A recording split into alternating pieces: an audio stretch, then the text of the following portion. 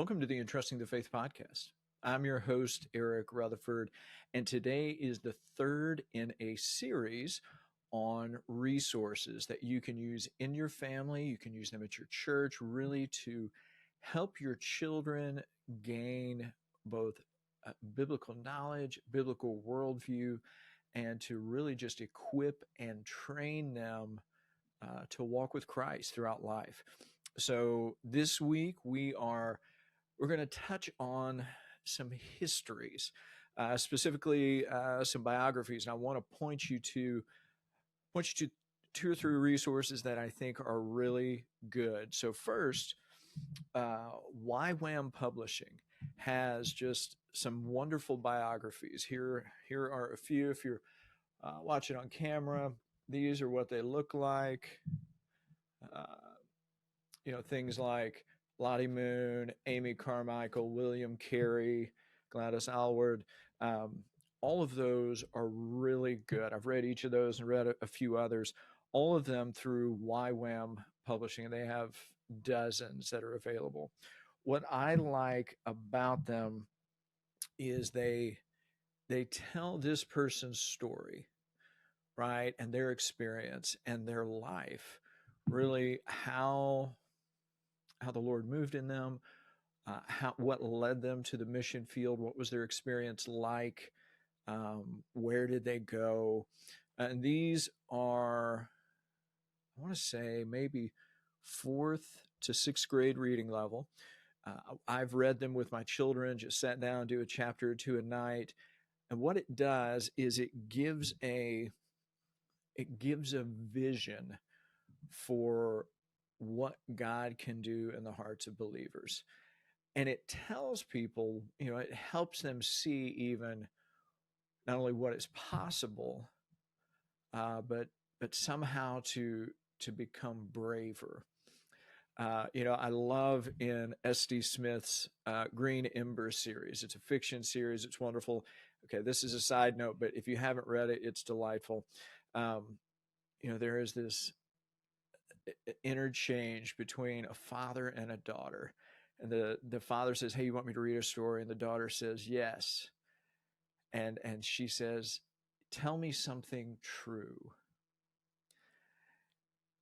And the father pauses and thinks about that because he realizes the weightiness of what true means.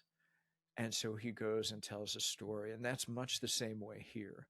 So these tell true stories.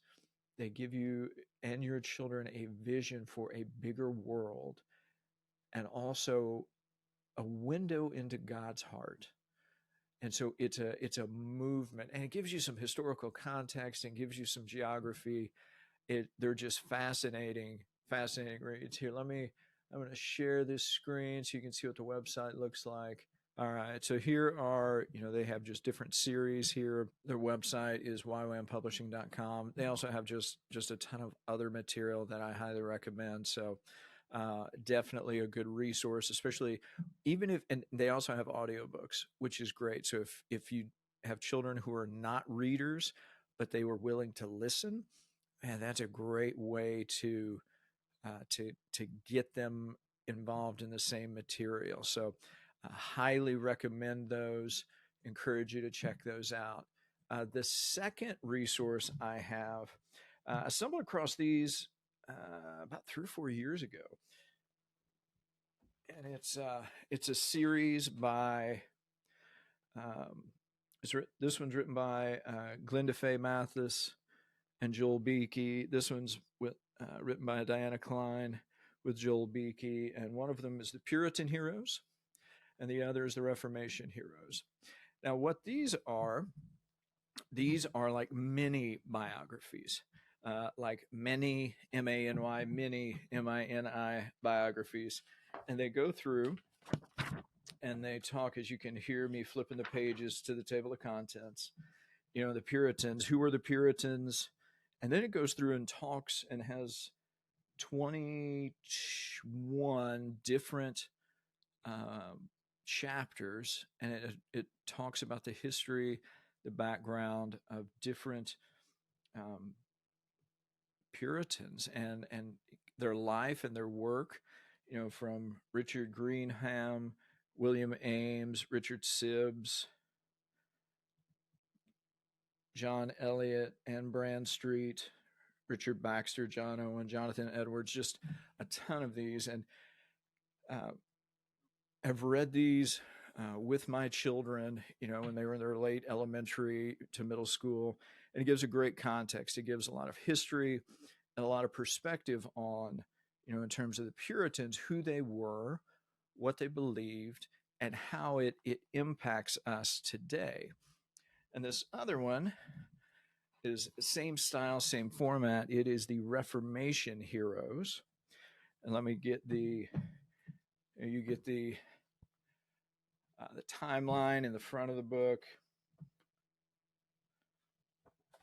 And then you get to the table of contents.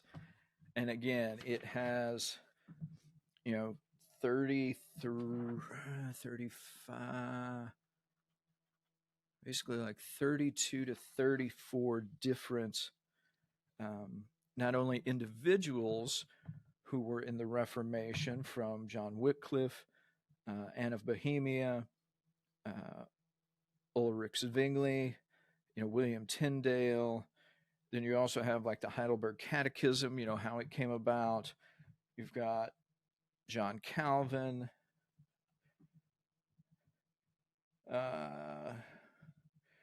Queen Marguerite of Navarre. You've got a little bit on the Anabaptists. So you just have a wealth of information here as well. And again, it talks through and goes through the historical context, the historical movement that occurred, and just all of the details around that. So it gives you some church history, but it gives you some world history, and it gives you some faith history of the way people really have served the Lord. Here, I'll share the website with you as well on this one. It's under Reformation Heritage Books, and you can find them here. Reformation Heritage Books has a ton of good material as well. So this is what it looks like. You can see they have, you can get a little bit of inside view, of the pages. They have a few illustrations and so forth. So all that to say, these are two groups of resources that I highly recommend to anyone and everyone out there, whether they are at home, for use at home, whether it's for use in your church in terms of discipling children. And here's the big reason why. First, we need context. If my children are listening to this, they will laugh. Among many of the things I've said, they've heard time and again, and context is probably the one I preach most. And that is understanding what's going on within the context of the broader picture. And so what these do is they give you some history to go with names that you've heard of, and to see how the Lord has moved through history. The second thing it does is it gives you a view into the movement of God throughout history and how he continues to move today. The fact that we are believers today is solely the fruit of the faithfulness of those who came before us. That's it, right? And so what we are doing today will have an effect on those who come after us 50 years from now, 100 years from now, 150 years from now. And it's for good or for ill, but that's what our influence will be. And so reading these and going through this information is a reminder of the cloud of witnesses that we are a part of. And to remember that we are not alone. And so I live here in Tennessee, here in the U.S. There are believers all around the world. And so it is a reminder that it's a big world, and the Lord has been at work, not only since creation, but, he continues to work today. So again, encourage you to pick those up. You can use them as part of a Bible time, as part of a devotional time with your kids. You will get a lot from them yourself. So I would encourage you to check those out.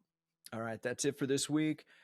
Definitely sign up for the email list. Links in the show notes. Would love to make sure you're, be in contact with you, touch with you, praying that the Lord continues to bless you and encourage you as you do the hard work of training and raising up adults, because that's our job, right? As parents, our job is not to raise children, but to raise adults. And so I pray that the Lord would give you the grace that you need this week to do just that. Talk to you soon.